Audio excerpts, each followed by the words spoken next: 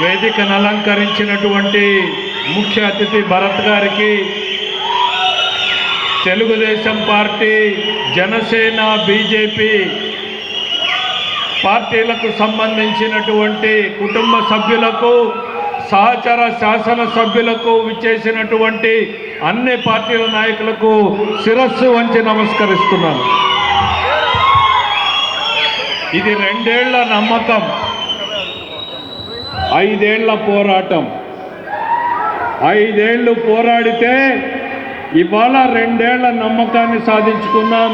మరో 10 ఏళ్ల పాటు ఈ నమ్మకాన్ని నిలబెట్టుకోవాలి. పల్లె పల్లెలోనూ యుద్ధం జరిగితే 5 ఏళ్ల పాటు. ఈరోజు వేదిక మీద ఉన్న వాళ్ళందరం కూడా ఎమ్మెల్యేలుగా ఉన్నాం. ఊళ్ళో అంగీలు దించుకొని కర్రలు చేతపట్టి బూతుల దగ్గర నిలబడితే ఇవాళ ఈ వేదిక మీద ఉన్నాం. 5 ఏళ్ల ఆ పోరాటాన్ని ఎవరం కూడా మర్చిపోకూడదు, మర్చిపోలేదు అన్నటువంటి విషయాన్ని కూడా ఈ సందర్భంగా చెప్తా ఉన్నాను. నేను 30 ఏళ్ల రాజకీయాన్ని చూశాను జిల్లాలో. 30 ఏళ్లలో ఈ జిల్లాలో ఇందాక ప్రభాకర్ రెడ్డి గారు ఒకటి చెప్తా ఉన్నారు, నమస్కారం మాత్రమే పనిచేస్తుంది, మిగిలింది పనిచేయదు అని. వాస్తవం అది. ఫ్యాక్షనిజాన్ని చూశాను, కర్రలు పట్టుకున్నవి, కత్తులు పట్టుకున్నటువంటి రోజుల్ని చూశాము. తెలుగుదేశం పార్టీ నాయకుల మీద దాడి జరిగినటువంటి సందర్భాల్ని చూశాం. 2004లో ఆ రోజు కొత్తగా వచ్చినటువంటి ప్రభుత్వంలో దాడి జరిగితే కూడా కలబడి నిలబడినటువంటి నాయకులు తెలుగుదేశం పార్టీ నాయకత్వం గ్రామ స్థాయిలో ఉంది అన్నటువంటిది మర్చిపోలేదన్నటువంటిది చెప్తా ఉన్నా. ఎన్నో ఆటుపోట్లు వచ్చాయి, నాయకులు వచ్చారు, నాయకులు పోయారు, కానీ గ్రామంలో జెండాను నిలబెట్టినటువంటి నాయకత్వం మాత్రం అట్లానే నిలబడి ఉంది అన్నటువంటి విషయం చెప్తున్నాం. ఈరోజు ఈ పార్టీకి బలగం మాకన్నా ఎక్కువ క్షేత్రస్థాయిలో పనిచేస్తున్నటువంటి కార్యకర్తలు అన్నటువంటి విషయాన్ని సందర్భంగా గుర్తు చేస్తా ఉన్నాం. 30 ఏళ్ల రాజకీయంలో నేను 30 సంవత్సరాలు ప్రతిపక్షంలోనే ఉన్నాను. మరి 30 సంవత్సరాలు ఎట్లా నిలబెట్టుకోగలిగాము అనంటే కేవలం మానవ సంబంధాలతోటి, కార్యకర్తలతో ఉన్నటువంటి అనుబంధంతో, వాళ్ళు ఒకడుగా వీడు మావాడు, నావాడు, నా అన్న, తమ్ముడు అనుకున్నారు. కాబట్టి ఇవాళ రాజకీయాన్ని 30 సంవత్సరాలు ప్రతిపక్షంలో ఉన్నా కూడా నిలబెట్టుకున్నారు. నేను నిలబడ్డది కాదు, నన్ను నిలబెట్టినటువంటి నాయకత్వం గ్రామ స్థాయిలో ఉంది అన్నటువంటిది గుర్తు చేస్తా ఉన్నా. ఇది ప్రతి ఒక్కరూ కూడా గుర్తుపెట్టుకోవాల్సినటువంటి అవసరం ఉంది. అయితే మన ప్రత్యర్థిని అధికారంలోకి వచ్చినప్పుడు మనకి జబ్బులు వస్తాయి. జబ్బులు కొన్ని మనకు వస్తాయి. అధికారంలో ఉన్నప్పుడు కొన్ని ప్రలోభాలు వస్తాయి. వాటికి దూరంగా ఉండాల్సినటువంటి అవసరం ఉంది. నేను ఎప్పుడు కూడా చెప్తా ఉంటా, అధికారంలోకి వచ్చినప్పుడు ఆఫీస్ రూమ్లో కూర్చుంటే చాలా కొత్త ముఖాలు కనపడతాయి. నా దగ్గర చాలా కార్యకర్తల మీటింగుల్లో చెప్తా ఉంటాను, 5 ఏళ్లలో ఒకరితో ఇద్దరితో పేరు గుర్తులేకపోయినా వీడు నన్ను కలిశాడా లేదా అనేటువంటిది 5 ఏళ్లలో ఖచ్చితంగా చెప్పగలుగుతాను నేను. కానీ ఈ 2 ఏళ్లలో 5 ఏళ్లలో కనపడని ముఖాలు కనపడుతూ ఉంటాయి. నా దగ్గరే కనపడితే మీ దగ్గర కూడా కనపడుతూ ఉంటాయి. అవి ప్రతి ఒక్కరు కూడా కనపడుతూ ఉంటాయి. వాటి పట్ల జాగ్రత్తగా ఉండాలి. మనం రాజకీయ పొద్దుతిరుగుడు పూలని నేను ఎప్పుడు చెప్తా ఉంటాను. మనం అందరికీ పనిచేద్దాం. ఇవాళ మనం అధికారంలో ఉన్నాం, ప్రజలు మనం ఓట్లేసారు, అందరికీ పనిచేయాలి. కానీ ముందు అంగీకరించుకున్న వాళ్ళకి అయిన తర్వాతే మిగిలిన వాళ్ళందరికీ అనేటువంటిది. నలిగిన చొక్కాలు, కేసులు పెట్టుకున్నటువంటి వ్యక్తులు, ప్రతి ధర్నాకు ముందొచ్చి నిలబడినటువంటి వాళ్ళందరిది అయిన తర్వాతనే మిగిలిన వాళ్ళకి చేద్దాం. ఆకలి ఉన్నోడికి అన్నం ముందు పెట్టాలి తప్ప అన్ని వైపులా తిరిగే వాళ్ళ వైపు నిదానంగా చూసినా కూడా పర్వాలేదనేటువంటిది నమ్ముతాను నేను.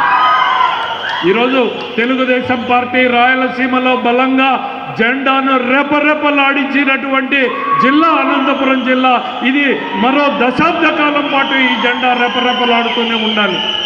ఈ జెండా నీడన పెరిగినటువంటి వ్యక్తిగా నాకెప్పుడు కూడా ఒక కొరత ఉండేటువంటిది, ఒక పార్టీ కార్యాలయాన్ని నిర్మించుకోలేకపోయామే అనేటువంటిది. అతి తొందరలోనే అద్భుతమైనటువంటి పార్టీ కార్యాలయాన్ని జిల్లా ప్రాంగణంలో నిర్మించుకోబోతున్నాం అనేటువంటి తెలియజేస్తా ఉన్నాం. చాలా వరకు ఈరోజే దాని ప్రకటన చేద్దామనుకున్నాం, కానీ గవర్నమెంట్లో ఫైల్ కదిలేటువంటిది కొంచెం నిదానమయ్యేటప్పటికి ఈ రోజుకి ఆర్డర్లు తెలియకపోయాం. సాధ్యమైనంత తొందరలోనే ఒక అద్భుతమైనటువంటి తెలుగుదేశం పార్టీ కార్యాలయాన్ని నిర్మించుకుంటున్నాం అనేటువంటిది కూడా ఈ సందర్భంగా తెలియజేస్తున్నాం.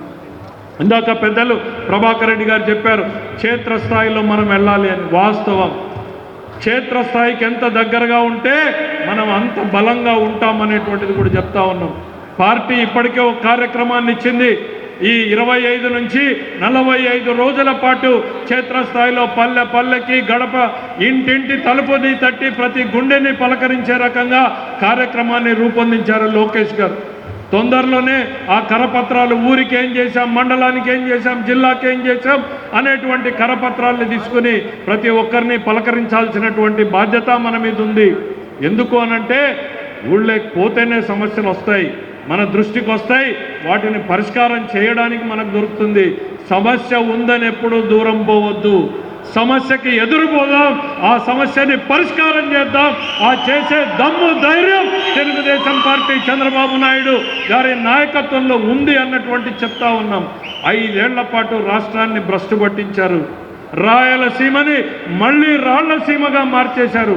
ఒక్క ఇరిగేషన్ ప్రాజెక్టులో ఎక్కడైనా మీకు గుర్తుందా కాలువలో గంప మన్ను తీసినటువంటి సంఘటన ఎవరన్నా చూసారా అని అడుగుతా ఉన్నా. ఒక గంప మన్ను తీయలేదు, 1 మీటర్ కాలువ తవ్వలేదు. మళ్ళీ మొన్న ఖద్దరు చొక్కాలు వేసుకుని పెద్ద వేదిక పెట్టుకుని రాయలసీమ ప్రాజెక్టుకి తెలుగుదేశం పార్టీ అన్యాయం చేసింది అని చెప్తా ఉన్నారు. నేను ఇవాళ ఈ వేదిక మీద నుంచి కూడా మళ్ళీ చెప్తా ఉన్నా. ఇంతకుముందు మీడియా మిత్రుల ద్వారా వాళ్ళకి చెప్పాను, అయ్యా ఆగిపోయింది 2022లో జగన్మోహన్ రెడ్డి గారు ముఖ్యమంత్రిగా ఉన్నప్పుడు మీరు చేసినటువంటి దుర్మార్గ పనుల వల్ల కోర్టు ఆపేస్తే చంద్రబాబు నాయుడు గారికి ఏం సంబంధం అని నేను అడుగుతా ఉన్నా. రెండవ ప్రశ్న ఒకటి అడిగాను నేను, ఆ రాయలసీమ లిఫ్ట్ వల్ల అనంతపురం జిల్లాకు ఎన్ని వేల ఎకరాలకు నీళ్ళు వస్తాయో చెప్పండి, ఏ తాలూకాకు వస్తాయో చెప్పండి. తాడిపత్రి నుంచి వస్తాయా, గుంతకల్ నుంచి వస్తాయా, లేక ఇంక ఆ పక్క నుంచి వస్తాయో చెప్పండి. అది మాత్రం చెప్పరు. వచ్చే రాయలసీమకు అన్యాయం జరిగింది, రాయలసీమ లిఫ్ట్ ఆపేశారు. నేను ఇవాళ సవాల్ చేస్తా ఉన్నా, ఈ జిల్లాలో ఏ తాలూకాలో ఎన్ని ఎకరాలకు నీళ్ళు వస్తాయో ఆ రాయలసీమ లిఫ్ట్ నుంచి చెప్పండి అని నేను అడుగుతా ఉన్నా. ఆపేసింది మీ సమయంలో మీ చేతగాని దద్దమ్మ పనుల వల్ల ఆ రోజున రాయలసీమ లిఫ్ట్ ఆగిపోయింది. దానికి చంద్రబాబు నాయుడు ఏ రకంగా కారణమవుతాడంటున్నా. ప్రజలకు మళ్ళీ చెప్తా ఉన్నాం, నమ్మొద్దండి, మాయ మాటల్ని నమ్ముకున్నారు. ఎన్నికల్లో రాజకీయ నాయకుడు గెలుస్తాడు, ఓడతాడు. నేను గెలిచాను, ఓడిపోయాను.